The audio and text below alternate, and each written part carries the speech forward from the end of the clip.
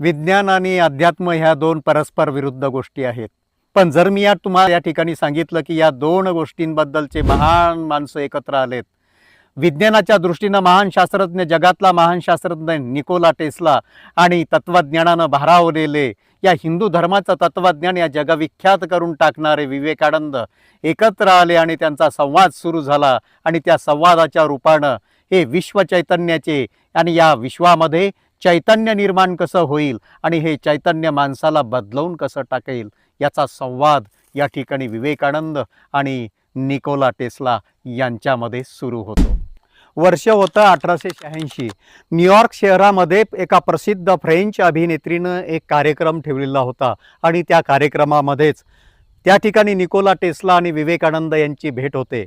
Nikola Tesla त्यावरती विजेवरती, एनर्जीवरती तेव्हाच्या कालखंडामध्ये काम करत होते आणि स्वामी विवेकानंद निकोला टेस्ला यांना वेदांत आणि हिंदू धर्मातील संकल्पना, हिंदू धर्म कसा महान आहे आणि प्राचीन हिंदू धर्मामध्ये काय गुपितं दडलेली आहेत याबद्दलची चर्चा निकोला टेस्लांसोबत त्या ठिकाणी करत होते.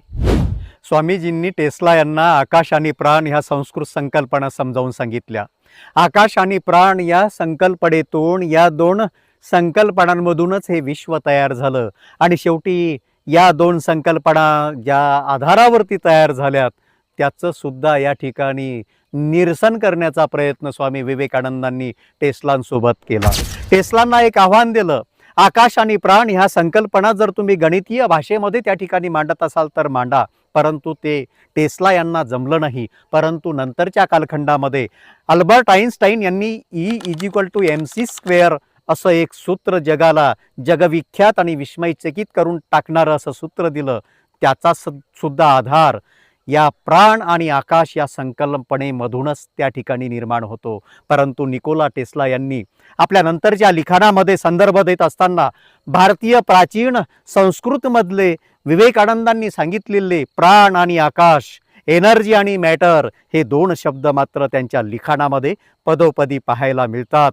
आणि या तत्त्वज्ञानानं निकोला टेस्ला विस्मयचकित होऊन जातात. हे दोन महान व्यक्ती तत्कालीन कालखंडामध्ये 1896 मध्ये एकत्र आले आणि एक संवाद झाला, पोषक संवाद, अगदी हृदयापासून झालेला संवाद, जो समाजाला पुढे निर्णायकरित्या एनर्जी निर्मितीसाठी उपकारक ठरला. नमस्कार.